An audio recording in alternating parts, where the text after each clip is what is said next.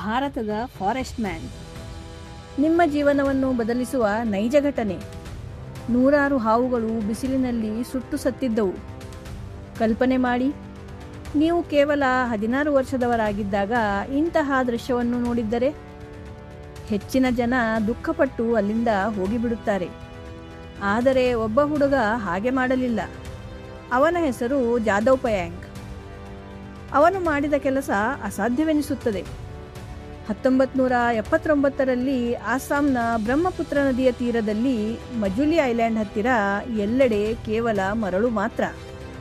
ಮರಗಳಿಲ್ಲ, ನೆರಳಿಲ್ಲ, ಜೀವನವಿಲ್ಲ. ಪ್ರವಾಹದ ನೀರು ಇಳಿದ ನಂತರ ನೂರಾರು ಹಾವುಗಳು ಅಲ್ಲಿ ಸಿಕ್ಕಿಹಾಕಿಕೊಂಡವು. ಮರಗಳಿಲ್ಲದ ಕಾರಣ ಬಿಸಿಲಿನಲ್ಲಿ ಸತ್ತು ಹೋದವು. ಇದನ್ನು ನೋಡಿ ಜಾದವನ ಮನಸ್ಸು ಮರುಗಿತು. ಅವನು ಅರಣ್ಯ ಇಲಾಖೆಗೆ ಹೋಗಿ ಹೇಳಿದ, ದಯವಿಟ್ಟು ಇಲ್ಲಿ ಮರಗಳನ್ನು ನೆಡಿ, ಪ್ರಾಣಿಗಳು ಸಾಯುತ್ತಿವೆ. ಅವರು ನಕ್ಕರು. ಇಲ್ಲಿ ಏನೂ ಬೆಳೆಯುವುದಿಲ್ಲ, ಇದು ಉಪಯೋಗಕ್ಕೆ ಬಾರದ ಬಂಜರು ಭೂಮಿ. ಆ ಕ್ಷಣವೇ ಜಾದವ್ ತೀರ್ಮಾನಿಸಿದ, ಯಾರೂ ಮಾಡದಿದ್ದರೆ ನಾನು ಮಾಡುತ್ತೇನೆ. ಅವನು 20 ಬಾಂಬೂ ಸಸಿಗಳನ್ನು ನೆಟ್ಟನು. ಪ್ರತಿದಿನ ನದಿಯಿಂದ ನೀರು ತರುತ್ತಿದ್ದ. ಬಿಸಿಲಿನಲ್ಲಿ ಗಂಟೆಗಳ ಕಾಲ ನಡೆಯುತ್ತಿದ್ದ ಮತ್ತು ಪ್ರತಿಯೊಂದು ಸಸಿಯನ್ನು ನೋಡಿಕೊಳ್ಳುತ್ತಿದ್ದ. ಜನ ಅವನನ್ನು ಹುಚ್ಚನೆಂದರು. ನಿನ್ನ ಜೀವನವನ್ನು ಹಾಳು ಮಾಡುತ್ತಿದ್ದೀಯೇ ಎಂದರು. ಆದರೆ ಅವನು ನಿಲ್ಲಲಿಲ್ಲ. ದಿನನಿತ್ಯ ತಮ್ಮ ಕೆಲಸವನ್ನು ಮುಂದುವರೆಸಿದನು. ವರ್ಷಗಳು ಕಳೆದವು. ಚಮತ್ಕಾರವಾಯಿತು. ಮರಗಳು ಬೆಳೆದವು. ಮರಳು ಮಣ್ಣಿನಲ್ಲಿ ರೂಪುಗೊಂಡಿತು. ಮತ್ತೆ ಕೆಲ ವರ್ಷಗಳ ನಂತರ ಅಲ್ಲಿ ಪಕ್ಷಿಗಳು ಬಂದವು, ಚಿಕ್ಕ ಪ್ರಾಣಿಗಳು ಬಂದವು. ಆ ನಂತರ 100ಕ್ಕೂ ಹೆಚ್ಚು ಆನೆಗಳ ದಂಡೆ ಅಲ್ಲಿ ವಾಸಕ್ಕೆ ಬಂದಿತು. ನಂತರ ಜಿಂಕೆಗಳು, ಖಡ್ಗಮೃಗಗಳು ಬಂದವು.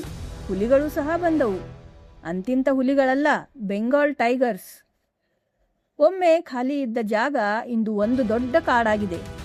ಒಬ್ಬ ವ್ಯಕ್ತಿಯ ಪರಿಶ್ರಮದಿಂದ ನಿರ್ಮಿತವಾದ ಕಾಡು. 20 ವರ್ಷಗಳ ಕಾಲ ಜಾದವ್ ನಿರಂತರ ತಮ್ಮಷ್ಟಕ್ಕೆ ತಾವೇ ಕೆಲಸ ಮಾಡುತ್ತಿದ್ದರು.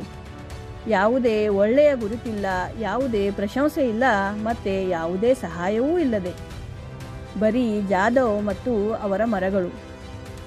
ಅನಂತರ 2008ರಲ್ಲಿ ಒಬ್ಬ ಫೋಟೋಗ್ರಾಫರ್ ಆ ಕಾಡನ್ನು ನೋಡಿದರು. 1360 ಎಕರೆಗಳ ಕಾಡು. ಒಬ್ಬನೇ ಮನುಷ್ಯನು ಬೆಳೆಸಿದ ಕಾಡು. 2015ರಲ್ಲಿ ಜಾದವ್ ಅವರಿಗೆ ಪದ್ಮಶ್ರೀ ಪ್ರಶಸ್ತಿ ನೀಡಲಾಯಿತು. ಜಗತ್ತು ಅವರನ್ನು ಸಂಬೋಧಿಸಿದ್ದು ಭಾರತದ ಫಾರೆಸ್ಟ್ ಮ್ಯಾನ್. ಆದರೆ ಅವರು ಇವತ್ತು ಅದೇ ಕಾಡಲ್ಲಿ ಇರುತ್ತಾರೆ. ಇವತ್ತಿಗೂ ಮರಗಳನ್ನು ನೆಡುತ್ತಾರೆ, ಪ್ರಾಣಿಗಳಿಗೆ ರಕ್ಷಣೆ ನೀಡುತ್ತಾರೆ. ಅವರನ್ನು ನೀವು ಇದನ್ನು ಏಕೆ ಮಾಡಿದಿರಿ ಎಂದು ಕೇಳಿದಾಗ ಅವರು ಹೇಳಿದ್ದು, ಮರಗಳಿಲ್ಲದ ಕಾರಣ ಹಾವುಗಳು ಸತ್ತವು, ಬೇರೆ ಜೀವಿಗಳು ಹೀಗೆ ಸಾಯಬಾರದು ಎಂದು ಮಾಡಿದೆ. ಗೆಳೆಯರೇ, ಜಾದವ್ ಅವರು ಜಗತ್ತನ್ನೇ ಬದಲಾಯಿಸಬೇಕೆಂಬ ದೊಡ್ಡ ಕನಸಿನೊಂದಿಗೆ ಪ್ರಯಾಣ ಆರಂಭಿಸಲಿಲ್ಲ. ಅವರು ಮಾಡಿದ್ದಿಷ್ಟೇ, ತಮ್ಮ ಕಣ್ಣ ಮುಂದೆ ಇದ್ದ ಒಂದು ಸಮಸ್ಯೆಯನ್ನು ಕಂಡು ಕಾಣದಂತೆ ನಿರ್ಲಕ್ಷಿಸಲಿಲ್ಲ. ಅಂದು ಅವರು ತೆಗೆದುಕೊಂಡ ಆ ಒಂದು ನಿರ್ಧಾರವು ಜೀವಕಳೆ ತುಂಬಿದ ಒಂದು ವಿಶಾಲವಾದ ಸುಂದರ ಕಾಡನ್ನೇ ಸೃಷ್ಟಿಸಿದೆ. ಆನೆಗಳು, ಹುಲಿಗಳು, ಪಕ್ಷಿಗಳು, ಸಾವಿರಾರು ಜೀವರಾಶಿಗಳು ಇಂದು ಅಲ್ಲಿವೆ. ಇದೆಲ್ಲವೂ ಸಾಧ್ಯವಾಗಿದ್ದು ಆ ಒಬ್ಬ ಹುಡುಗ ಅಂದು ಅಲ್ಲಿಂದ ಹಿಂದೆ ಸರಿಯಲು ಒಪ್ಪದಿದ್ದಕ್ಕೆ. ಹಾಗಾಗಿ ಮುಂದಿನ ಬಾರಿ ಯಾರಾದರೂ ನಿಮಗೆ ನಿನ್ನೊಬ್ಬನಿಂದ ಏನೂ ಮಾಡಲು ಸಾಧ್ಯವಿಲ್ಲ ಎಂದು ಹೇಳಿದರೆ ದಯವಿಟ್ಟು ಈ ಘಟನೆಯನ್ನು ನೆನಪಿಸಿಕೊಳ್ಳಿ.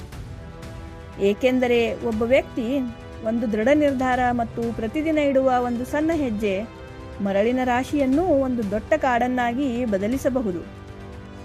ಈ ಕಥೆ ನಿಮಗೆ ಸ್ಫೂರ್ತಿ ನೀಡಿದ್ದರೆ ಇದನ್ನು ಇತರರೊಂದಿಗೆ ಹಂಚಿಕೊಳ್ಳಿ. ಬಹುಶಃ ಯಾರಿಗಾದರೂ ಇಂದು ಈ ಪ್ರೇರಣೆಯ ಅಗತ್ಯವಿರಬಹುದು.